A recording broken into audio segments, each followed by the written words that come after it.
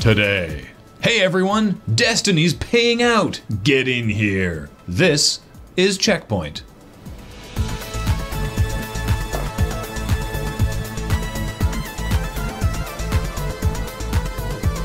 Hi everybody, welcome to CheckPoint. Today we're brought to you by the number 13, the number of provinces and territories in Canada, a fact that I definitely 100% know off the top of my head, and the letter Z, because we're Canadian. In case, like me, you weren't aware that former Panamanian dictator Manuel Noriega was suing Activision, get ready because the story is even weirder now.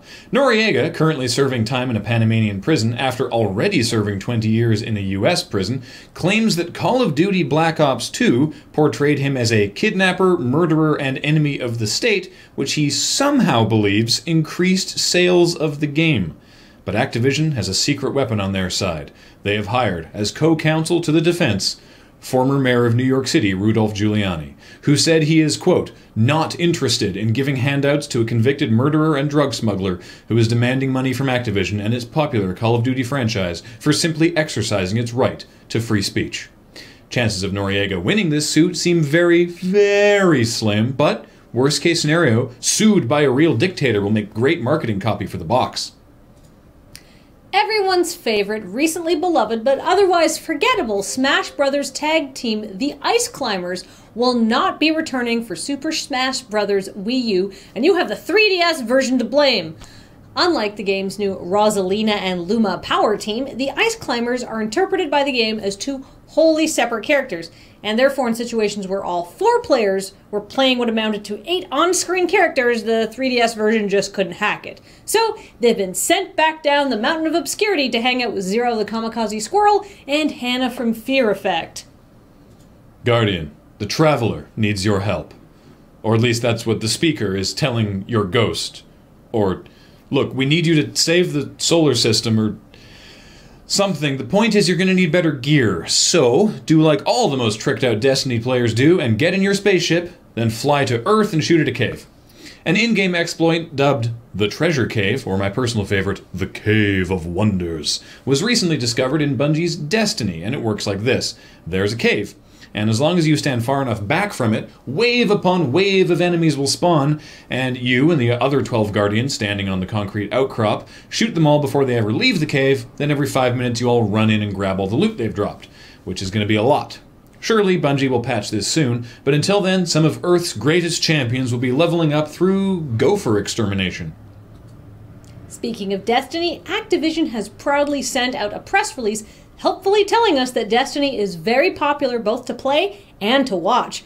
According to Activision's marketing department, more than 5 million people watched other people play Destiny this week, making it the biggest console game launch of the year on Twitch, an accolade that is both meaningless and completely made up. Together, those 10 million eyeballs watch more than 240 million minutes of gameplay. That's 456 years of total game time. To put that into perspective, the Wright brothers successfully flew a plane in 1903, which means we've already watched Destiny for more than 4 times as long as humans have possessed the power of flight. The entire Edo period of Japanese history was only 265 years, and that gave us samurai, which means Activision really dropped the ball on their press release. Why'd they go for biggest console game launch of the year when they could have said Destiny streamed for the equivalent of 40% of the length of the Byzantine Empire? Take that, EA! Persona 4 Dancing All Night's Japanese release has been delayed until January 2015. For analysis on what that means, here is Persona series expert and Kanji Tatsumi enthusiast, Kathleen DeVere. Thank you, Graham. And Kathleen, just what is Dancing All Night? Some sort of Persona 4 spin-off that is dancing-themed. Presumably because Atlas realized a lot of people are willing to pay money to see the Persona girls moving around in skimpy outfits. I see. And how does Dancing All Night fit into the larger Persona 4 universe? I'm glad you asked, as someone who's played both the PS2 and Vita versions of the game and read scanlations of all the official Persona 4 comics, even the really awful one that supposedly explained Persona 4 Arena. I'm uniquely qualified to answer that question. And?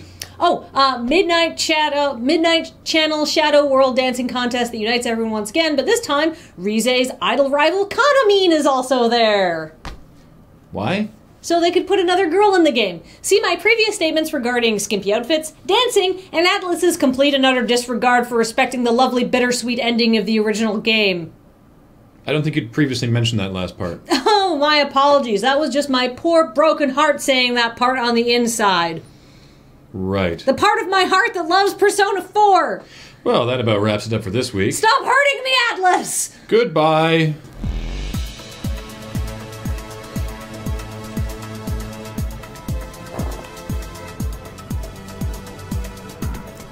Coming up, Square Enix has announced a cloud-based gaming service called Shinra Technologies, which, we remind you, was the name of the evil corporation in Final Fantasy VII that was draining the Earth of its very life force, like most gaming services drain you of yours.